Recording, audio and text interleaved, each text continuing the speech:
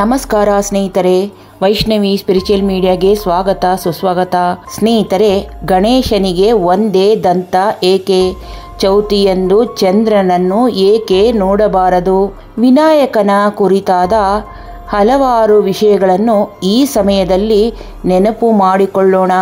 ಸ್ನೇಹಿತರೆ, ಗಣೇಶ ಹಬ್ಬದ ಸಮಯದಲ್ಲಿ ವಿಘ್ನ ನಿವಾರಕ ವಿನಾಯಕನ ಕುರಿತು ಹಲವು ಪ್ರಶ್ನೆಗಳು ಇರಬಹುದು.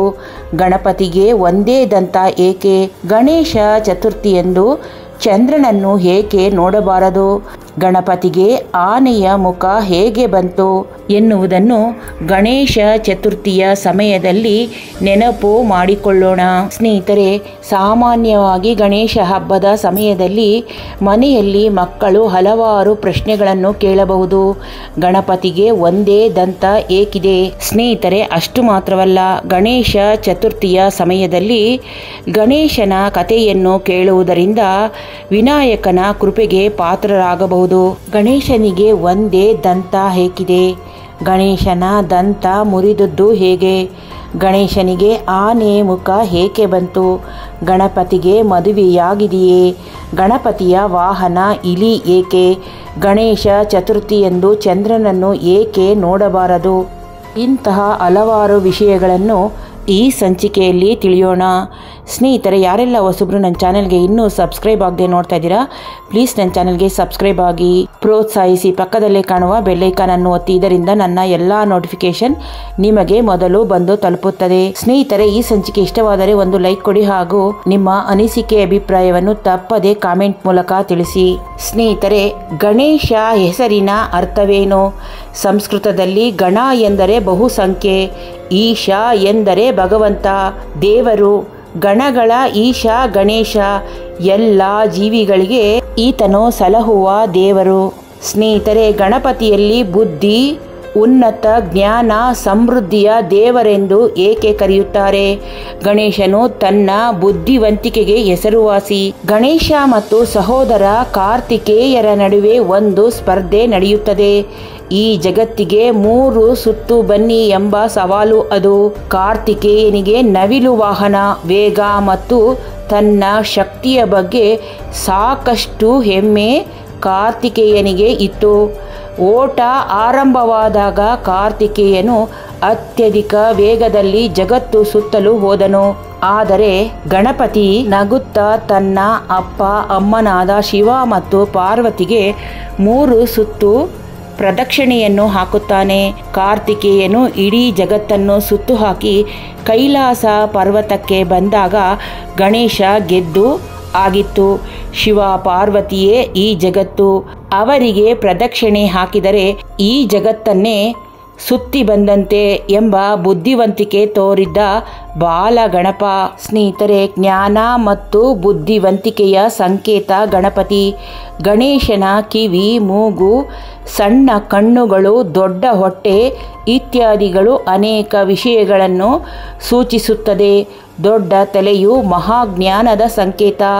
ದೊಡ್ಡ ಕಿವಿಯು ಒಳ್ಳೆಯ ವಿಚಾರಗಳನ್ನು ಕೇಳುವಂತಹ ಗುಣವನ್ನು ಸೂಚಿಸುತ್ತದೆ.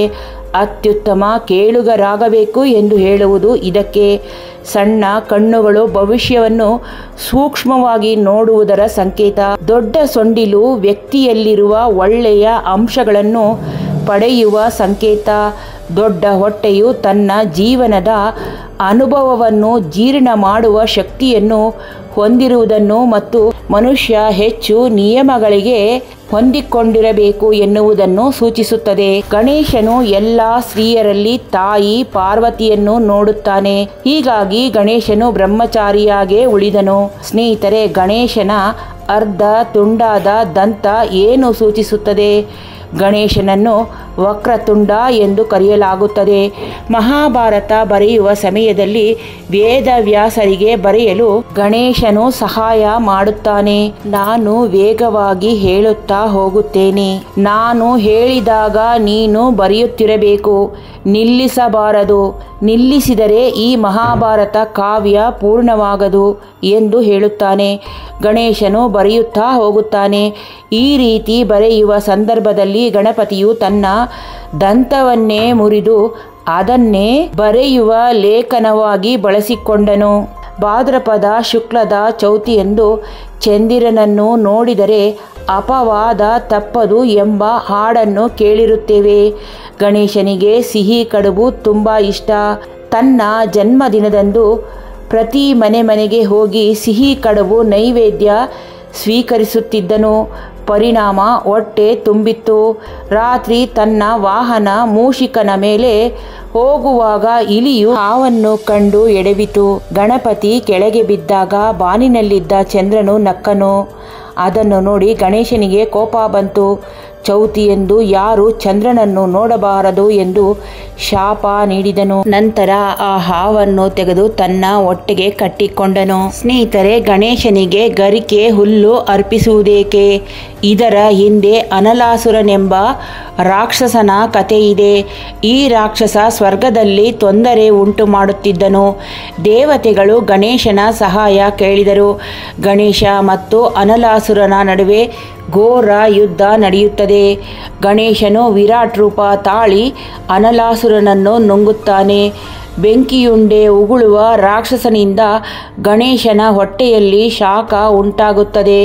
ಗಣೇಶನ ನೋವು ಕಡಿಮೆ ಮಾಡಲು ಋಷಿ ಮುನಿಗಳು 21 ಗರಿಕೆಯನ್ನು ಗಣೇಶನಿಗೆ ನೀಡುತ್ತಾರೆ. ಗಣೇಶನ ಬಿಸಿ ಕಡಿಮೆಯಾಗುತ್ತದೆ. ಅಂದಿನಿಂದ ಗರಿಕೆ ಗಣೇಶನಿಗೆ ಪ್ರಿಯವಾಗುತ್ತದೆ. ನನಗೆ ಯಾರು ಗರಿಕೆಯಿಂದ ಪೂಜೆ ಸಲ್ಲಿಸುತ್ತಾರೋ ಅವರಿಗೆ ನನ್ನ ಆಶೀರ್ವಾದ ಇರುತ್ತದೆ ಎಂದು ಗಣೇಶ ಆ ಸಂದರ್ಭದಲ್ಲಿ ಹೇಳಿದ್ದಾನೆ ಎನ್ನುವ ನಂಬಿಕೆ ಇದೆ. ಸ್ನೇಹಿತರೆ, ಮೂಷಿಕ ವಾಹನ ಗಣೇಶನಿಗೆ ಇಲಿ ವಾಹನವಾದದ್ದು ಹೇಗೆ? ಜಮುಕಾಸುರನೆಂಬ ರಾಕ್ಷಸನು ದೇವತೆಗಳಿಗೆ ತೊಂದರೆ ಕೊಡುತ್ತಿದ್ದನು.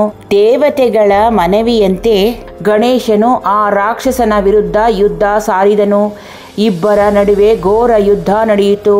ಯುದ್ಧದಲ್ಲಿ ತನ್ನ ಒಂದು ದಂತಕ್ಕೆ ಹಾನಿಯಾದ ಕೋಪದಲ್ಲಿ ಗಣೇಶನು ಆ ರಾಕ್ಷಸನನ್ನು ಸಾಯಿಸಲು ಮುಂದಾದನು. ಈ ರಾಕ್ಷಸ ಪ್ರಾಣ ಭಯದಿಂದ ಅಂಗಲಾಚಿದಾಗ ಆತನನ್ನು ಇಲಿಯಾಗಿಸಿ ತನ್ನ ವಾಹನ ಮಾಡಿಕೊಂಡನು. ಇನ್ನೊಂದು ಕಥೆಯ ಪ್ರಕಾರ ಸ್ವರ್ಗದಲ್ಲಿ ಒಬ್ಬ ಗಂಧರ್ವನಿಗೆ ಇಂದ್ರನು ಇಲಿಯಾಗುವಂತೆ ಶಾಪ ನೀಡಿದ್ದ. ಈ ಇಲಿಯೇ ಗಣೇಶನ ವಾಹನವಾಯಿತು ಎಂಬ ಕಥೆಯಿದೆ. ನೋಡಿದ್ರಲ್ಲ ಸ್ನೇಹಿತರೆ, ಗಣಪತಿಯ ಈ ಕಥೆಯನ್ನು ಗಣೇಶ ಚತುರ್ಥಿಯ ಸಮಯದಲ್ಲಿ ಕೇಳುವುದರಿಂದ ಗಣೇಶನ ಕೃಪೆಗೆ ಪಾತ್ರರಾಗಬಹುದು. ಸ್ನೇಹಿತರೆ, ಈ ಸಂಚಿಕೆ ಇಷ್ಟವಾದರೆ ಒಂದು ಲೈಕ್ ಕೊಡಿ. ನಿಮ್ಮ ಸ್ನೇಹಿತರಿಗೂ ಬಂಧುಗಳಿಗೂ ಹೆಚ್ಚು ಶೇರ್ ಮಾಡಿ. ನಿಮ್ಮ ಅಮೂಲ್ಯವಾದ ಅನಿಸಿಕೆ ಅಭಿಪ್ರಾಯವನ್ನು ತಪ್ಪದೆ ಕಾಮೆಂಟ್ ಮೂಲಕ ತಿಳಿಸಿ. ಚಾನಲ್ಗೆ ಪ್ರೋತ್ಸಾಹಿಸಲು ಸಬ್ಸ್ಕ್ರೈಬ್ ಆಗಿ ಪಕ್ಕದಲ್ಲೇ ಕಾಣುವ ಬೆಲೈಕಾನ್ ಅನ್ನು ಒತ್ತಿ. ಇದರಿಂದ ನನ್ನ ಎಲ್ಲ ನೋಟಿಫಿಕೇಶನ್ ನಿಮಗೆ ಮೊದಲು ಬಂದು ತಲುಪುತ್ತದೆ. ಧನ್ಯವಾದಗಳು ಸ್ನೇಹಿತರೆ. ಮತ್ತೊಂದು ಸುಂದರ ಸಂಚಿಕೆಯೊಂದಿಗೆ ಆದಷ್ಟು ಬೇಗನೆ ಬರುತ್ತೇನೆ. ಅಲ್ಲಿಯವರೆಗೂ ನಮಸ್ಕಾರಗಳು.